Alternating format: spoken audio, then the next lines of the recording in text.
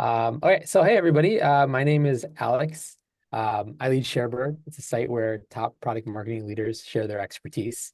I'm really excited about this panel. Today's event is great, and it's really on increasing sales effectiveness through enablement. So thanks for being able to join. Quick heads up. So the first half of the event is going to be questions from the moderator. There'll be ones that were pre-submitted. Rahul will ask some of the questions. And then the second half of the event will be more live questions. So Zoom has this Q&A feature at the very bottom. Go ahead and click that. If you have any questions, you can go ahead and post them and post them right away as throughout the event. Don't just wait until the second half. So if anything comes to mind, go ahead. You can ask it anonymously. You can ask it with your name. It doesn't really matter. And you can upload questions. Or whatever you prefer. And a couple other announcements. So the first one is I just want to say thank you to our sponsor, HeyGen. HeyGen sponsored this event. They're really an interesting software. They've been really growing fast, and they allow you to personalize videos at scale using AI. So to experience it, everybody here got an email, like a reminder for the event, and you would have seen a personalized video from Rahul in there. And so it was really cool. And a lot of the feedback we get that people have gotten for our own events that we do is that people really like that personal touch of feeling more connected to the speakers and panel. And that was enabled through HeyGen. HeyGen basically makes it really easy for you to create videos without the cost and the time. The AI can personalize videos, it can translate videos, and you can even have your own AI avatar deliver a script so it looks like you're sharing that. Okay, so that's HeyGen. And the second thing is I just want to give a quick plug for our next event before we let me go ahead and share before we start this panel. So here's HeyGen, by the way. You can actually create your own avatar for free there. The other thing is our next event is on October 24th, and it's on differentiating through storytelling. And so the panel there will include the Senior Director of Product Marketing at HubSpot, Senior Director of Product Marketing at Pendo, and then the Senior Director of Product Marketing at Adobe. And that'll be, it's on October 24th, and here's a link for that. All right, with that said, I'm going to go off video, and I'm going to go ahead and hand it off to Rahul. Awesome. Thank you, Alex. All right, welcome everyone. We will just get right into it. So my name is Rahul Awasthy. I've been in product marketing for a very long time, and I'll be the moderator today. Guide the discussion, follow-up questions I will ask, and field audience. So please feel free to ask anything and everything. Let's kick it off. So just quickly, I'll introduce the panel. And then so let me start with Tiffany Tooley. Tiffany, say hi. She is the Vice President of Product Marketing at Workday. And then we have Priyanka Srinivasan. Yeah, your name was misspelled in this. I fixed it. She's at leading product marketing at Verkada. Thank you, Priyanka, for being with us. Thank you, Tiffany. And then Jason, who's SVP of Product and Partner Marketing at MaintainX. Hi, Jason. All right. So we got some questions, a lot of questions. And in interest of time, we couldn't answer all of them, but we sorted through a few of them. So we're just going to get right into this because this is a senior panel who's been doing this for a while, and we're not going to give them some easy ones. We're going to start with some good ones. So let's start with this. Can you describe just sort of your highlights and lowlights in working with sales enablement? And when we say highlights, maybe you've got a great example, a good practice that works really well with your sales enablement team. And when we say lowlights, we're saying, oh, maybe you've got a pet peeve, or you've seen an area of frustration that comes up over and over again. So let's start with that. We'll kick it off with Priyanka. How about you kick us off on that?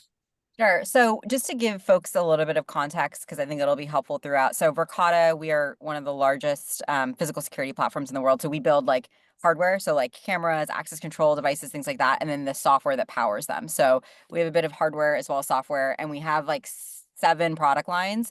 And just to give you a sense, our sales team, which is quite large, is responsible for selling all of the products. And so that's going to be really relevant when I talk about some of the sales enablement stuff, because there's just a lot to enable them on. Every quarter, we have new things coming out across all the product lines, and they all have to know about it. So highlights in terms of working with sales enablement. I mean, we have a small but like very mighty sales enablement team that sits under sales, so it doesn't sit under product marketing. And I think the highlight of working with them and the leader there is that they just know the product really well. And I think that's really important for us because our products are very technical, both on the hardware as well as software side. There's many different use cases. We sell to like 1 million different industries. And so every quarter when we have a launch and we have new features, new things coming out, they kind of just get it. And because they get it really quickly, they're able to help build a lot more sales enablement, materials and things like that, and help build certifications and all that. I think on the low light side, I wish we had a better tool to disseminate the information. We actually have a homegrown thing. We have like our own internal website, and we put things up there, and it just doesn't have the tracking that you would get from like another tool out there. And also, like, I can't, or my team can't add to it or make changes, so we have to sort of go through like an intermediary. So that's a massive pain point, and something for like a sales team of our scale, like, really should have better tooling, I think, there. Awesome. Thank you, Priyanka. Jason, maybe we move to you. All right. So I've been in enterprise software for more than 20 years. And the reason why I want to mention that companies have different scales of sales enablement functions. Some of the companies I've worked at, smaller startups, the product marketers are doing enablement. We don't have the privilege of having a dedicated function. Some companies have a very small sales enablement function. I happen to be in a role right now where we have a pretty mature, a pretty largely scaled sales enablement function. And I know that's a privilege that I have. So when I talk about a kind of a highlight, the way it was framed was like a strong enablement practice.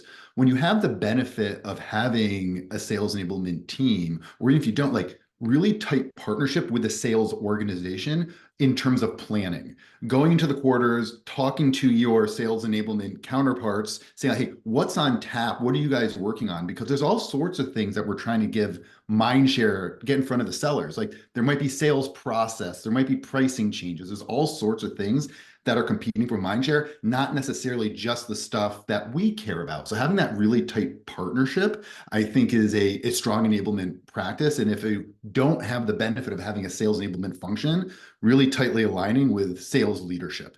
To say, hey, this is what we're going to do for the next quarter. Are we aligned? Is this the right sequence? And I've seen that work really, really well, because I've seen it not work well when product marketing is in their own little silo, coming up with their plan with all the product launches they want to launch. And then they tell the sales organization, this is what we're going to do next quarter. That hasn't really worked so well. I like the way you use the word pet peeve. Like a pet peeve of mine is I do think the word enablement is frequently used too broadly. Sometimes it's a very easy thing to say, oh, we're not doing this because we're not enabled or enablement. Well, it might be a new product and there's not actually product market fit yet. But it's easier to point the finger at enablement. Maybe they were too aggressive of goals, but it's easier to point the finger at enablement. So I do think the burden is on our shoulders to say, like, sure, there's always things we can do to further enable our customer-facing teams, but what is the actual problem? Is it actually an enablement problem? So I think my pet peeve is I just feel that enablement is frequently a scapegoat when sometimes it's a contributing factor, but it's not the only factor. Awesome. It's a great response. Thank you, Jason. And then we'll turn it over to Tiffany. Yeah. Hey, everyone. I think a couple things popped out as I was listening to both Jason and Priyanka. So I'll anchor back or refer back to some points they said. But I think on the good side, for me, I think, to Jason's point, I think, and I'll kind of caveat all this to say, I'm coming from a background, where I've predominantly worked at larger organizations with pretty significant size enablement teams. I do agree with you 100% that like getting alignment on the front end in the planning cycle for your go-to-market strategy with the enablement team is like important. Either you find, and it's critically important because many times you find, as you get throughout the year, you're just not in lockstep with the enablement team in terms of timing and scope. And so I think that level of like planning at the front end of the year is really, really important, especially if you have a larger and more robust enablement team. I think the other thing that's top of mind for me when I think about enablement and like how to partner with enablement teams and where product marketing can really lean in is like making sure that our content is really authentic. Authenticity is one of those things that I think is really important. I think as product marketers, sometimes we can spend a lot of time like double clicking on feature functionality. And don't get me wrong, feature functionality is important. We want sales to obviously understand, what the product is and how to utilize it. But sometimes we just have to like keep it real and like be really authentic in our positioning and in our content. So an example of that for me is when I'll use an example from a prior company, but when I was at Salesforce and we were selling Marketing Cloud into nonprofits, our sales team was oftentimes very focused on feature functionality, and thinking about how they sold more email. And so one time we hosted an enablement session where we literally surprised them. We just showed a picture of an inbox. And in this example, it was actually my inbox. And it showed the number of unopened emails from organizations that I was actually deeply passionate about. And that just like sneak peek, I think shocked a lot of people, but like it was real because it helped us to shift the conversation about email for email's sake and instead focus on how we could really help NGOs have the impact by creating the types of emails that people actually wanted to open. And that was also something that helped, that was in one way that we were very differentiated from our competitors. And so I think just being very authentic in meeting sales where they are in content is really important for me and my team in particular. I think when we talk about like pet peeves, my pet peeves, I think, as you can imagine, is like, I would say threefold. One, probably too much time on feature functionality and not enough time on, as I said, on value or impact and authentic language. I think oftentimes enablement is one of those things that, Jason, I think to your point, can be very dispersed across the entire organization. A lot of people do enablement. I think trying to centralize enablement can be really difficult. That's one of my pet peeves. I think to do enablement well and at scale, I do think it needs to be decentralized. I'll go on a limb with that. And I think my last pet peeve is content archival. I think there's a lot of content that folks create over time that we have to make sure that we archive for our sales team to make sure they have the most top of mind or the most relevant information at hand. And, oftentimes we end up with a ton of content and less clarity on the relevancy based on time and date of when it was developed. And so just keeping content fresh and kind of going through a process of archiving, I think is really important. Awesome. Great point. So, Priyanka brought up, some of the things he struggled with, lack of tools. Jason talked about enablement and alignment, and so did Tiffany, alignment. So let's pull on that thread a little bit. So let's say there is some level of alignment within these organizations. How do you think in examples that you have seen is, how do you maybe celebrate or recognize success? Are there like clear metrics? Some people have tools like HighSpot, which can say how much people have used HighSpot or Seismic. There's always, Salesforce and Pipe. But I'm just wondering, what is a shared metric, if any, might look like between sales enablement and marketing, assuming there is that alignment and perhaps maybe even a planned discussion prior. So I'll kick it back to Priyanka. Yeah. So again, kind of going back to the point where we have multiple products that we're selling and we have our sales reps are responsible for selling each one. A huge challenge is, we started as a video security company and everyone sells like video security, like they know how to sell that, the reps. And so when it comes to some of the other products, you want to make sure that they are actually selling those, they're bringing them up.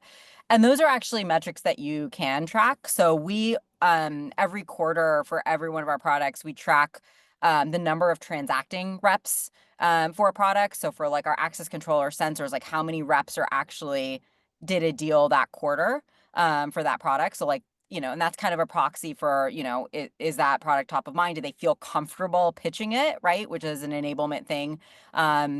The second metric we look at is like the percentage of deals where a product is brought up, because we want to sell all of the products. So, the first one is like, does a rep even talk about a product at all in any deal? The second is, of all the accounts that they own, what percentage of them are they actually bringing up like X product? And for that, you can definitely look at gong calls, right? So that's a great tool that we use for that. So, just like searching, through calls and seeing for all these deals, are they bringing up the different products? And then of course, average deal size, we look at that too. And of course, like all of these metrics, there's so many factors that goes into it. Like it's not just sales enablement that influences it, right? It's not just product, it's, not just product marketing, but I think all of us kind of have a role to play. But I think these are shared metrics, and we look at these metrics. They're really actually hard metrics that we look at every quarter, like transacting reps, accounts that we're bringing products up in, and like the average deal size for like a product that was brought up, so if we're selling intercoms, like how many intercoms are we selling? Did we find every use case? And again, that's a proxy for like, does the rep even understand all of the potential use cases for a product? And so, I think it is like, we do have shared metrics and we do track these things, and we're looking at it every quarter. And we can see, for example, like if we run a certain sales enablement play where, one quarter we're really pushing hard on a certain product, like, does it get brought up more in conversations, right? Or if we focus on a specific team or region with a specific, enablement play, do we see an impact there? And so that's what's pretty cool about it. Like if you set these like hard metrics and you run plays against it, you hopefully can see some uptick. Awesome. Jason? All right. Yeah. So I'm a big believer in the shared metrics. Those metrics may vary quarter over quarter and between the PMMs on your team. Some of the kind of common metrics that I've seen is, building off of what Priyanka mentioned, in a multi-product world, you might have product specific revenue. And that could be, hey, we have this new product. We want to see how the ARR, the revenue for that product is. Or if it's a newer product, it might be product specific opportunity creation, right? So you might have product specific, revenue oriented metrics, but then there's also just like win rate type metrics, right? So improving the overall win rate, or if you're doing competitor specific enablement sessions, you want to see your competitive win rate improve over a specific competitor. I've seen that be very powerful, especially as like you have a specific competitor that's done some innovation recently and you're competing against them head to head, and you're really going to focus on attacking that one competitor. You can do specific tactics and you can measure, say, hey, our competitive win rates increased against that competitor. And then sometimes, depending on the maturity of your business, you might just need some foundational enablement. So then I try to stray away from just activity-based metrics, but sometimes it's necessary. And you might have a goal to do X number of foundational enablement sessions during a quarter, just to make sure that your revenue-facing team, your revenue-generating teams are armed with the needed information. So you might share that goal of sales enablement. Hey, this quarter we're going to do a series and we're going to deliver 6 specific topics. And you might be creative and come up with some branded term that there's like it's a series, but the goal is really just to arm some foundational information. But to tie it all together, though, I do think that the goals, the metrics can vary from quarter to quarter, but having that shared understanding with your sales enablement partner or the sales team in general is very important. Cool. Good stuff. And Tiffany, over to you. Yeah, I would say the 3 things that we probably spend the most time measuring is the opportunity rate. So to other folks' point, like, are we seeing more opportunities generated? We want to see more opportunities generated, so that's a good thing. So that is one piece. I think the second piece that we oftentimes, or the second KPI that we oftentimes look at is pipe progression, right? Certainly that early stage demand at the qualification, discovery, right, phase. Are we seeing more of that, and are we seeing them progress faster? So there is sometimes an element of pipe progression, but also deal velocity that we're looking at. And then I think the last piece of that is certainly like the content utilization, right? How is our content that we've developed and enablement that we've leveraged being utilized as part of either the campaign motion, a launch motion, or a pipe program motion. And certainly if you have folks within, the campaign team that you are co-measuring those pieces with, I think that's helpful. Or, across revenue marketing or any sort of pipe programs team. I think working with those type of teams, if you have them, is wildly helpful. One, because they are oftentimes great counterparts for reinforcing that content in their programs. And they can also help you kind of co-measure the efficacy of your enablement, because they are also pushing that same type of content through the programs that they're running as well. Great.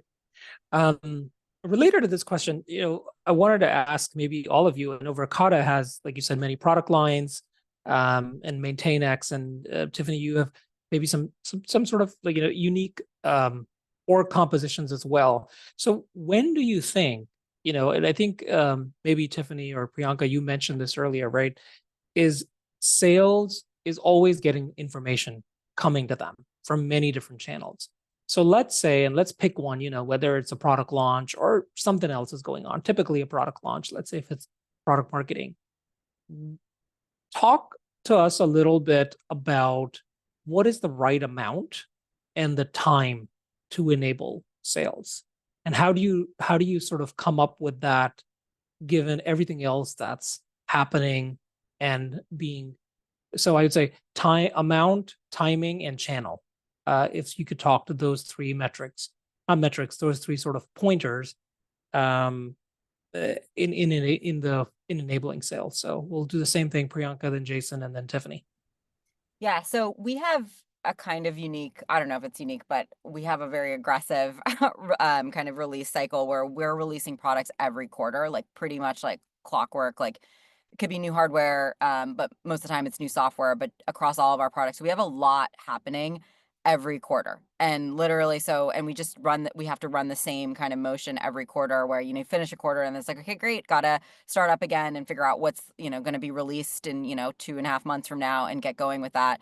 And it's coming every quarter, and we just know it, and sales knows that kind of at the end of the quarter they're going to get enabled on like the launches for next quarter.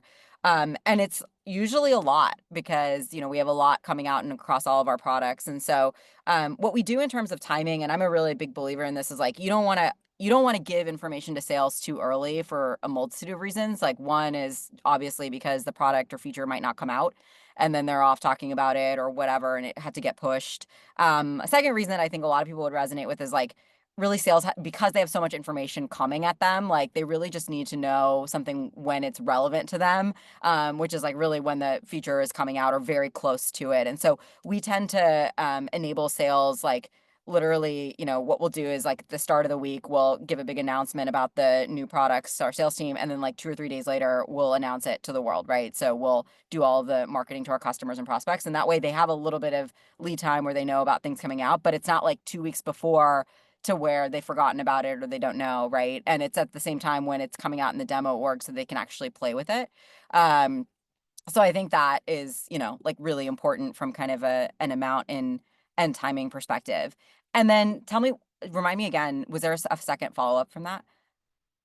No, that was it. And yeah, it's fine. However, yeah. It was just that makes sense in terms of, I think the things that we were looking at was timing, channels. So maybe channels is the one maybe you could expand on a little bit. Yeah.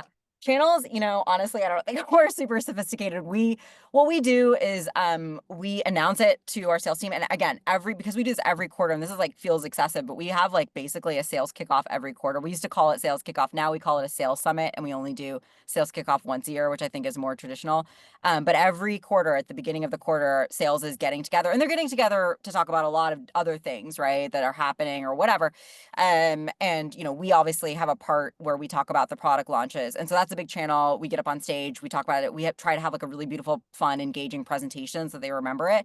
And then we obviously communicate everything over Slack. We communicate everything over email. We have a webinar that goes out to customers and they get a hold of that too and all the slides. So there's many different channels. And this reminded me of like the last thing I'll say, which is that we sell to a lot of different industries. So it's like retail, manufacturing, healthcare, education, whatever. And so there's some information that like doesn't need to go to everyone. So if like we have certain features or things like that that are really just relevant to retail, then we'll just get that group together, right, separately and talk to them about some of the features or, materials that we have for them. And so that's one way we can kind of like sub-segment things as well, because we have things that are maybe not relevant to like K through 12 education, but are super relevant to like a hospital. Awesome. Jason? Yeah, I have a slightly different perspective because I spend most of the time working at more like growth stage startups, and we're constantly releasing where we have multiple releases a month. We do monthly sales kickoffs where we're talking about everything that's happening. And we aspire, I'm going to think back many years ago when I worked at Optimizely, where we kind of graduated from kind of that regular release to having more monthly, quarterly, seasonal releases that some more larger scale companies have. So to go back to the amount, I think it depends on the scale of the company, how often you release, because there is this balance and there's this separation between release and launch. Like we don't want to keep capabilities away from our customers that can deliver value because it doesn't fit with our cadence. And I think that as you mature as an organization or you grow in scale, that changes. So I think it's really, that's where that planning with product and sales, like what is right. And it is subjective and it varies from company to company, right? Like I'm literally just finished up quarterly planning at my current role, right? And next quarter, we're being very sensitive that it's Q4. So there's a certain thing there. So there's less selling time in Q4 because that's an outlier, there's seasonality built in. There's also some sales process stuff we want to do. So that made us have discussions. Okay, wait, there's this new capability that could be here. We're going to push that out until January. So it's kind of like a subjective conversation. But when it comes to timing, one of the things that I do think is important is that, we're talking about sales enablement. The revenue org is pretty large, right? And there's certain functions that I do feel pretty strongly need to be enabled earlier. I'm thinking the sales engineers of the world or solution consultants, depending on what world you're in. I tend to have them get enabled earlier on in the product launch process because they can pressure test it. They give very valuable feedback to help you when you roll it out to the the extended team. And then, kind of similar to what Priyanka was mentioning is that then you actually want to launch it to the greater go-to-market team closer to it. So it's front of mind. Like you want to warn them in advance, like at the beginning of the quarter, hey, these are the things that are coming, give them a high level notice. But then when it's closer to the thing, whether it's a week, 2 weeks, a couple days, so it's front of mind. And then to the last thing, to the channel, I do think it varies based on the tier or just the scale of the launch, right? Not everything needs a live enablement. One of the things that we experimented a lot with when I was at Pendo is like we were constantly releasing, we were throwing a lot of stuff at sales. So really have a thoughtful approach to how do you balance a live session on once a month regularly scheduled thing along with like recorded enablement, right? And then whatever, if you use WorkRamp or whatever tool you can use, you can measure that. But what's that balance between live versus asynchronous? And some things actually only need an email or a Slack message, right? So it's just thinking about the different channels and just being very intentional. Like, hey, does this really warrant a live one or not? Thank you. And Tiffany? Yeah, I mean, I think the short answer is it depends, right? I think amount is one of those things, it varies based on the company size, but also based on the complexity of your products. So if you, are at a company with one product, well, you certainly can spend a lot of time talking about that one product and enabling your team, across that one product, and making sure they know the latest and greatest. The more complexity you add in terms of number of products, regions, industry, the more you segment your business and your sales team, the more complex your enablement can be, and certainly the more content you can be throwing at sales. And I think you have to be conscious of that. Certainly as you get at larger organizations, you start to see sales kind of, starting to get inundated by just the sheer volume of content. And I'm of the opinion, your brain can only absorb so much before you tune the rest out. And any good seller knows how to tune out the noise. And so I think amount is very dependent upon the organization, but I tend to lean on a less is more model. Simply because, again, there's only so much that a sales team can actually learn and adopt. To that point, though, there are moments in time where, enablement becomes top of mind. And so I think that the time and place where we tend to spend a significant amount of time on enablement is obviously tied around product launch. Certainly there are quarterly motions. If we are, focus on net new campaigns, or there are any sort of but whether marketing driven or sales driven, those are obviously moments, or when we're responding to competitive threats, those are, those key points in time are certainly when we kind of lean in more heavily into enablement. That said, it's a balance between those moments that matter, and then the always on. And you are going to have some sellers that like that always on. And so I am a huge fan of, some level of ongoing release marketing for sellers that do want to go deep and have access to the latest and greatest feature functionality. I just don't think that needs to go to everyone. And so I think there's a balance that you have to strike between this is what everyone needs to know versus here's the always on that you can come to ad hoc. And that can either be done through a sophisticated release marketing motion, right? Where you have like a standard bomb of content that you roll out for all of sales to have access to when they want it, about all your net new feature functionality. Or it can be something low fidelity. I've seen it as low fidelity as a spreadsheet.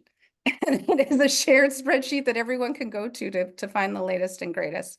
And so I think hopefully that answers your question in terms of amount and timing. I do think there's a blend of like punctuated moments and then the always on.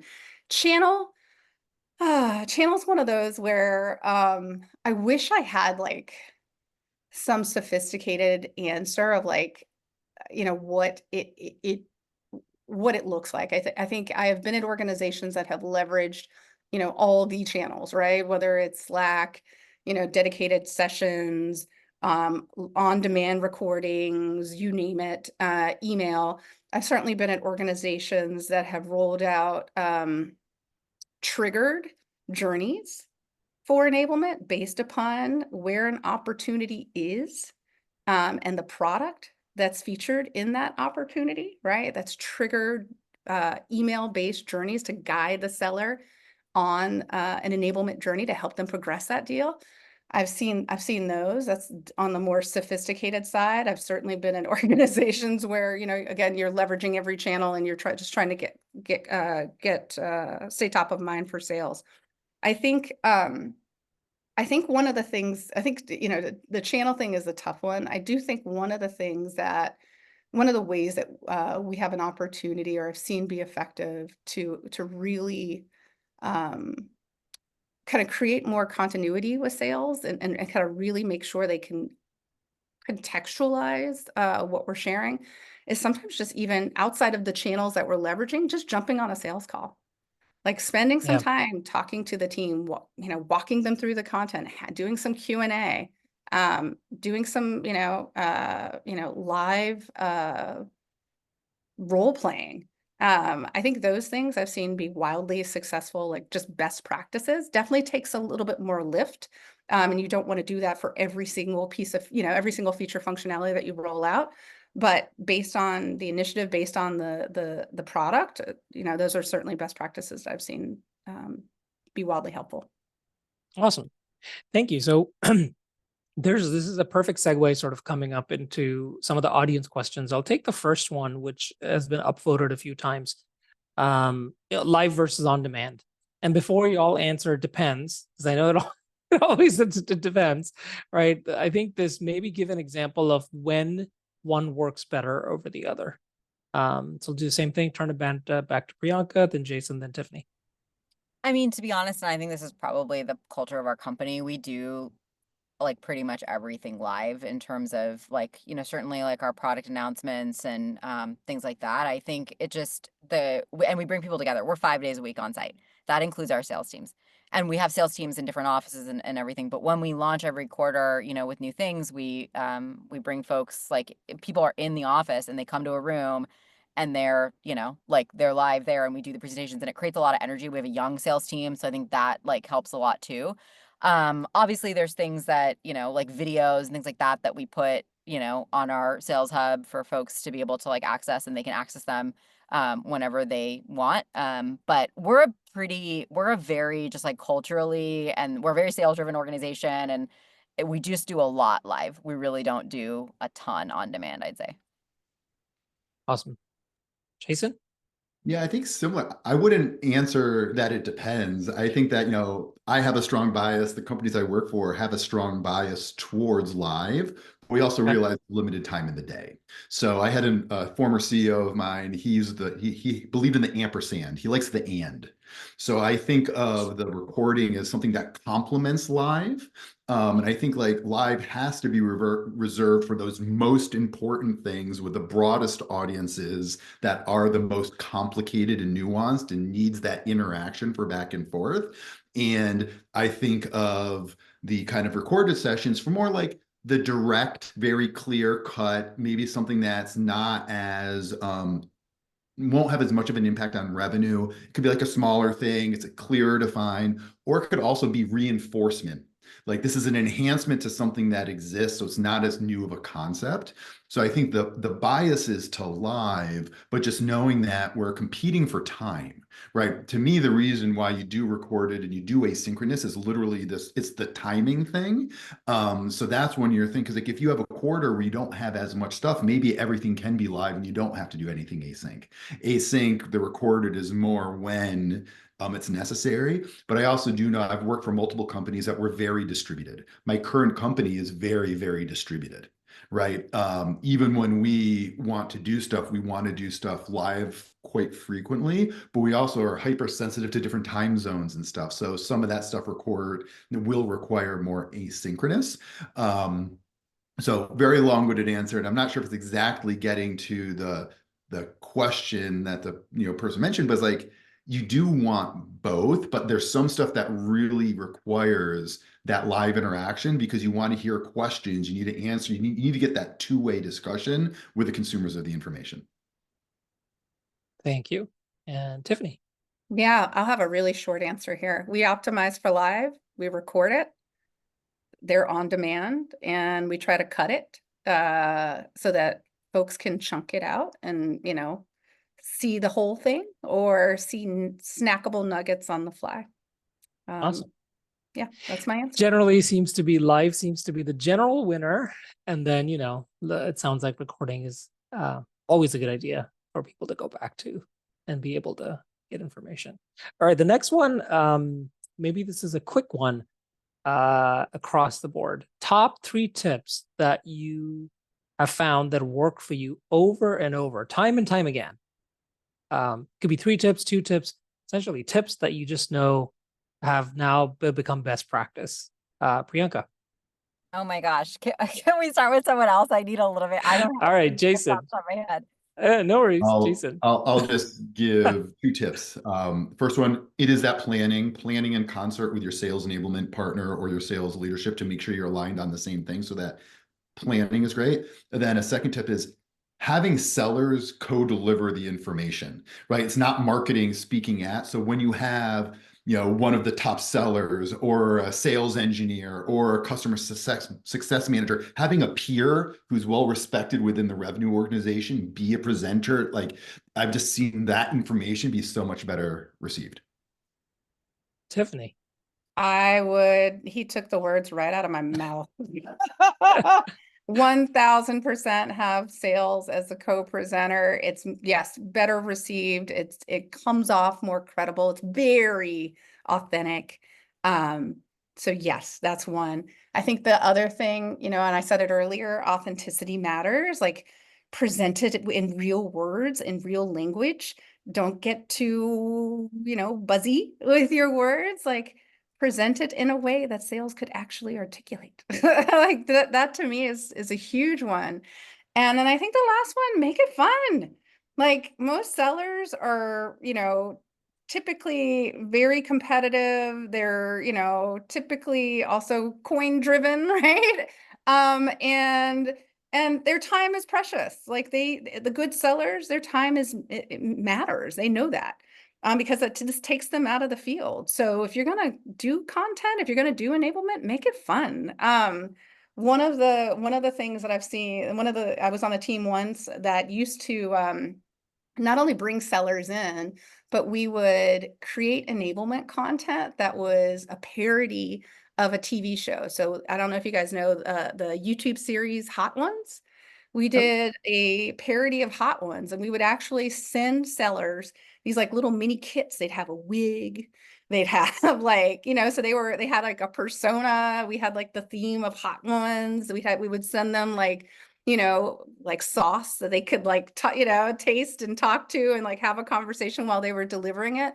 And they thought it was hilarious, y'all. Like they thought it was hilarious, and they were itching to be a part of it because it put them front and center in front of all of their peers. And so I just think like that's so important. Like think about how you make it fun too. Was Tiffany, you're talking about the hot wings at Salesforce? Yes. Yeah. Oh my God. I remember those. Those were so incredibly popular. And I just want to plus one.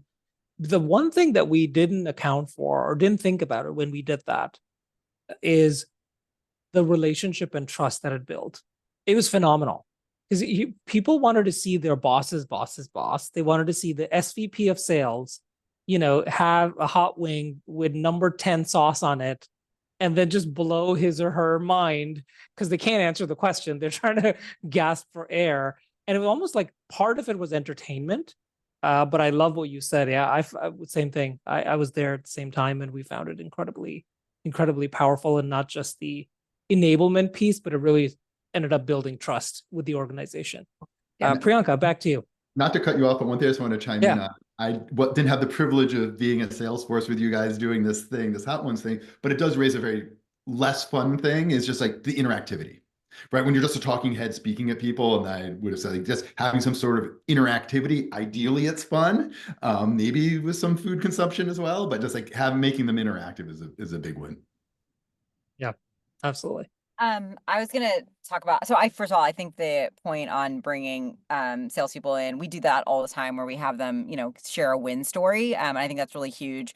We also, again, like I said, we have a very large and also very young sales team. And I think the competition is really exciting, and we have to always work to get share of mind on certain products. And so we'll even do fun competitions where like the first one to close a deal in whatever product or above a certain size will get to drive around a Lamborghini for a week, right? And then that drives like a lot of people are like, oh my gosh, like Susie's been driving the Lambo for a week, it's like really exciting. And then everyone wants to learn about that product, and they want to hear the story and everything. And so that kind of stuff is really powerful.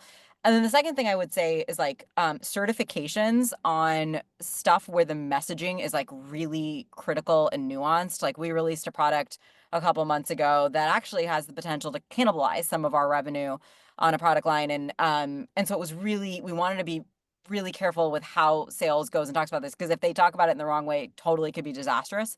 So even before they could actually put, a deal to our deal desk or whatever, they actually have to pass a certification where they have to be able to like pitch this thing the right way in front of like a senior leader, right? And only then are they sort of certified to sell that product and pitch it. And I think that's really important. Again, you can't do it on everything, but there are certain things where it's like so critical that people don't say the wrong thing, that you want to identify that and do certification on it. Very cool. I'm going to do a quick time check. Alex, how are we doing on time? Do we have time for one more? I think we do. Yeah. Let's go ahead and ask one more. Okay, cool. Awesome. So the other thing, let me quickly look at the questions being asked by the team. I think we've answered some of them, most of them. Gather feedback. Yeah, this is a good one. Let's maybe go into this. Feedback. How are you gathering feedback from the sales team, and how is it working? Maybe a short one, but doesn't have to be too numeric. I'm sure it's a mix of quant and qualitative, but I'm just curious, like what's the process or mechanism for doing that? Yeah, it's a mix for us. Like we obviously have folks, my team is actually going and asking salespeople all the time, like, tell me why you didn't pitch this product, or like, how did this deal go, or whatever.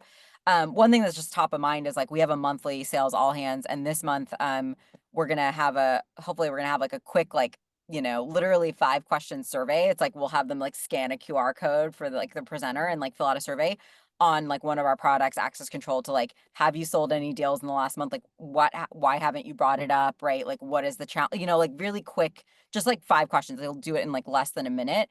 And like we got all their attention because it's literally sales all hands with hundreds of salespeople. They scan a quick QR code, do it right in front of the CRO kind of thing. And we can collect some information right then and there to understand what some of the barriers are. So there's like little ways that we can do it to make it easy to collect information. Cool. Is it? Yeah.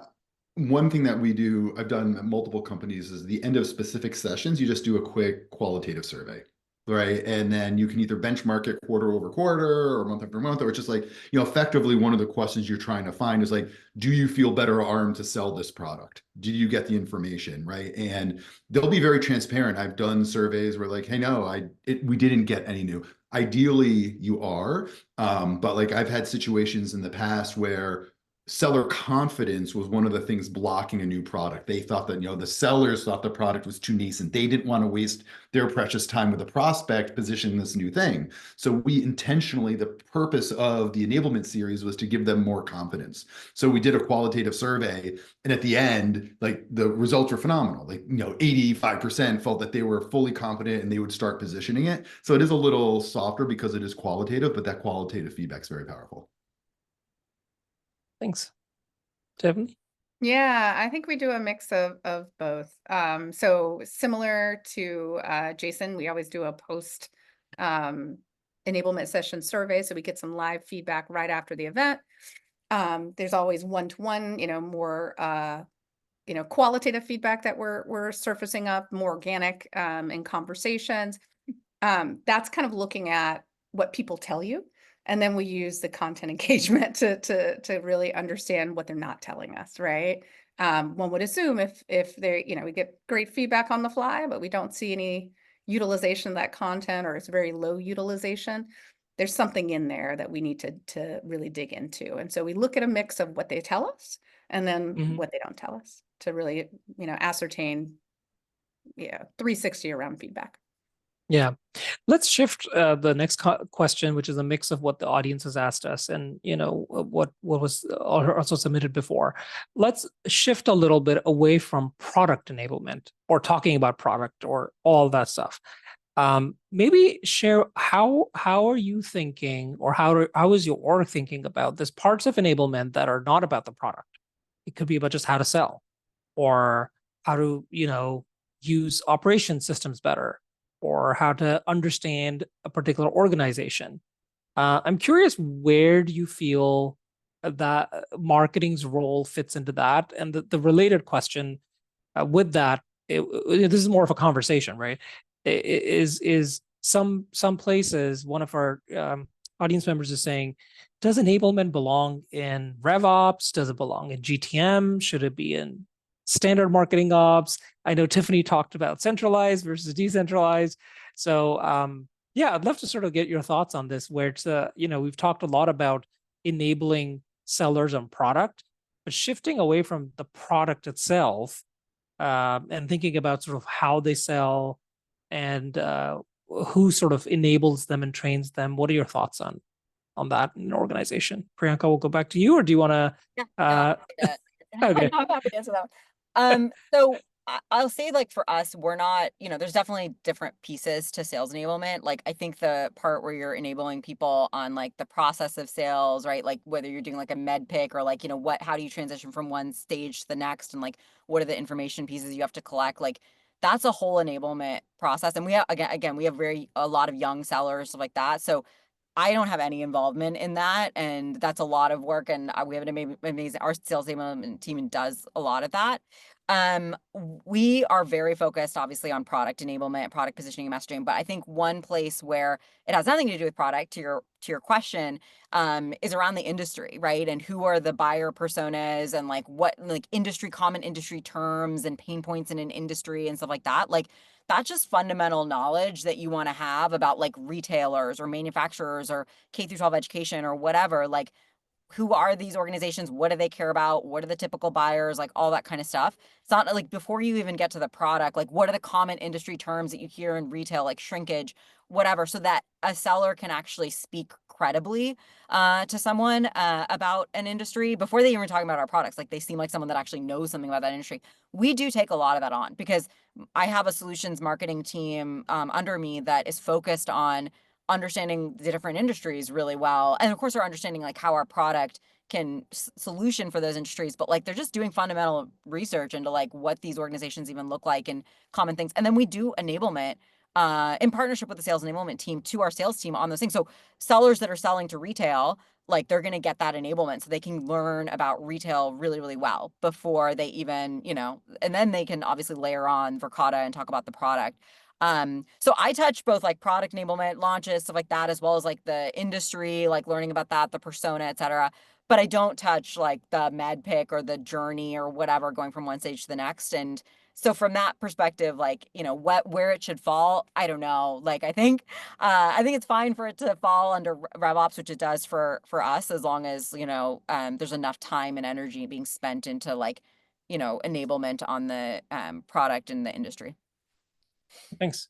Jason? Yeah, a lot of parallels with what Priyanka mentioned. I'll just start with I've seen it most frequently report into the revenue organization somewhere, whether it's into revenue operations or if it's directly into the CRO or a VP level, but definitely in the revenue organization. And I think incredibly similar. Like I would actually say, like, I frequently spend less than 50% of my time doing product-specific product marketing. A lot of it's more of like the industry marketing. When I say industry, it is the industry specific, the personas, the competitors, partners, when you're in a partner, when there's a partner ecosystem, and other things like pricing and packaging. My teams typically do the enablement, drive a lot of the enablement and narratives around that.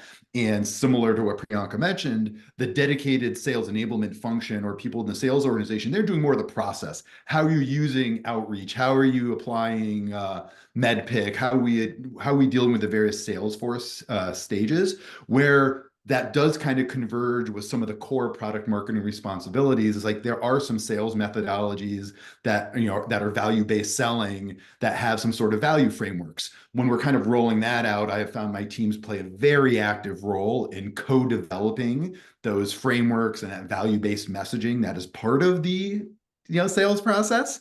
But I'd say like the core operational type stuff does typically sit within like the sales ops, and I need to be aware of that so I can sequence all the other things that I'm doing. That goes back to the planning I've mentioned multiple times, but I'm not leading those sessions. Awesome. Tiffany?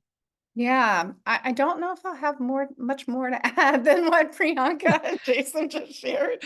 I would say yes. My teams typically spend a decent amount of time focusing on industry, right? Focusing on persona, focusing on competitor, focusing on market challenges.